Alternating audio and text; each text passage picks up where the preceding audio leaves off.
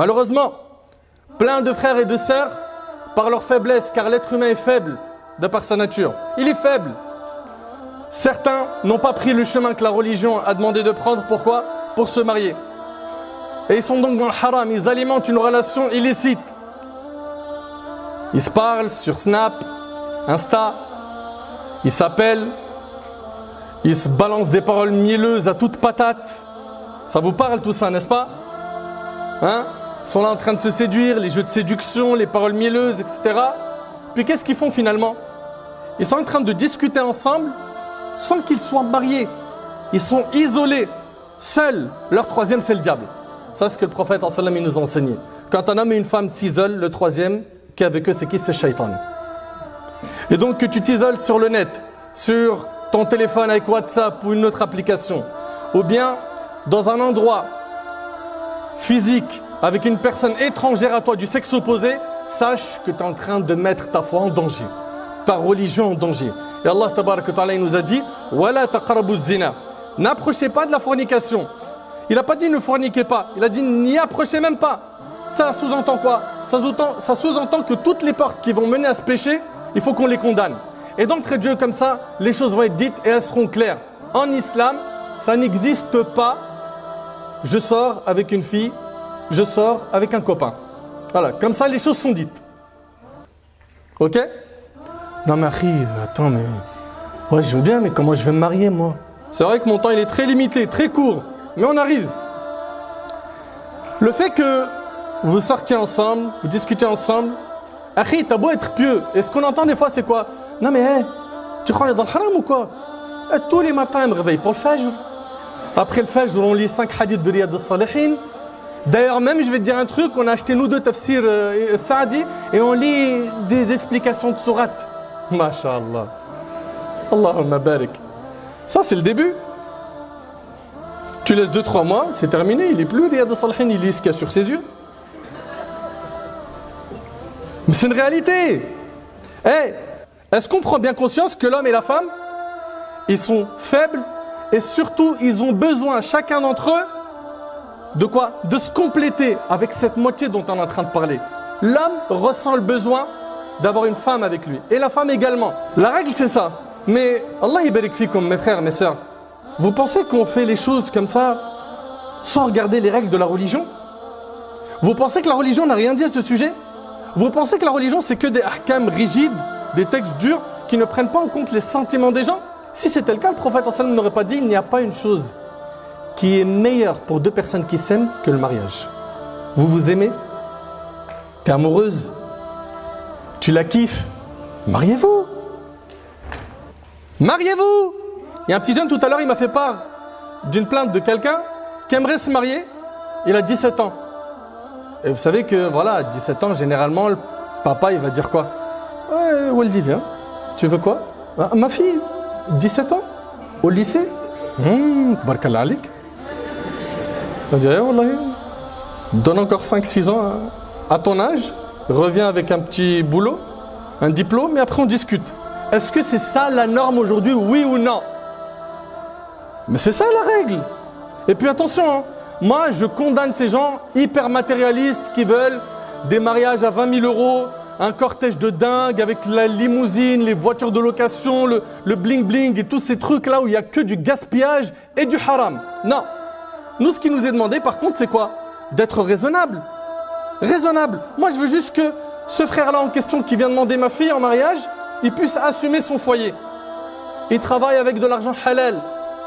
Ma fille, elle va pouvoir manger, se vêtir parce que c'est lui financièrement qui doit assumer ses charges. Moi je veux juste ça pour ma fille.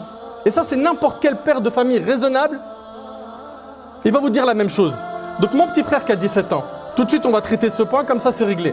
Si lui il vient, il demande la main de la fille de quelqu'un et le papa accepte, et qu'il accepte qu'ils vivent comme ça avec une distance, c'est tout. Mais la règle, c'est que c'est hyper rare ça. La règle, c'est qu'il va lui dire quoi? D'accord, Waldi, mais attends un peu. Finis tes études, essaye de trouver un emploi, un logement, une stabilité et reviens voir, n'est-ce pas? C'est ça ou c'est pas ça? Si le père de famille te dis ça, mon petit frère, 17, 18, 19, peu importe. Hein. Tu as 2 cas de figure, pas 3. Le premier, c'est quoi? C'est tout simplement de patienter. C'est-à-dire, il t'a dit oui, c'est bon, ok, mais plus tard. Là, patiente et vous coupez les ponts, vous ne vous parlez plus. Parce que, à force de vous parler, vous allez un jour finir par glisser. Comprenez-le bien, ça. Ok? Et si vous voulez des histoires sombres de gens qui m'ont appelé, qui m'ont dit « Je suis maintenant enceinte, mes parents ne le savent pas, est-ce que je peux fuir mes parents et partir avec lui dans le haram ?» Les histoires, j'en ai trop. Ok? Et les histoires sombres, je préfère aujourd'hui, Inch'Allah, je ferme ce dossier parce que, voilà, Ma'ammar, je suis chargé à bloc. D'accord?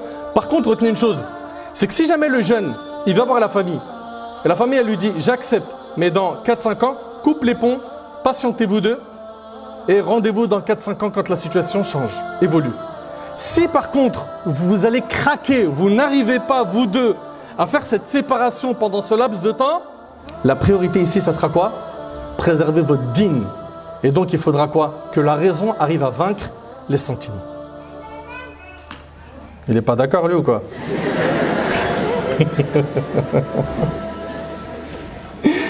Mes chers frères, mes chères sœurs, Ahbab el-Karam, retenez que le plus important, c'est quoi? C'est de cibler la piété de la personne.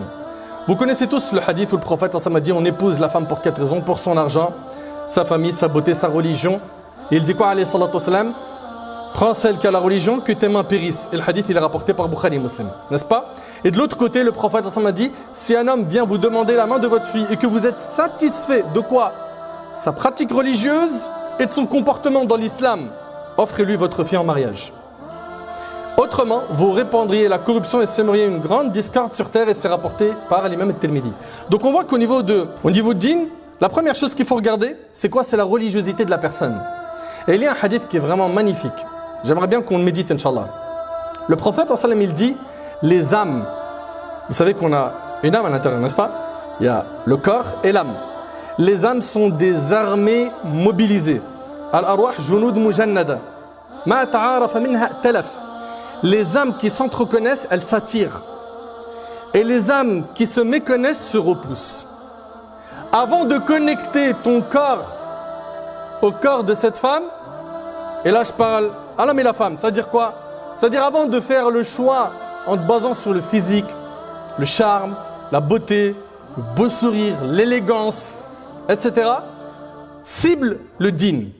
Pourquoi? Je vais vous expliquer pourquoi c'est hyper important et pourquoi il y a plein de gens aujourd'hui qui vivent mal leur mariage et même ils veulent même plus entendre parler de mariage.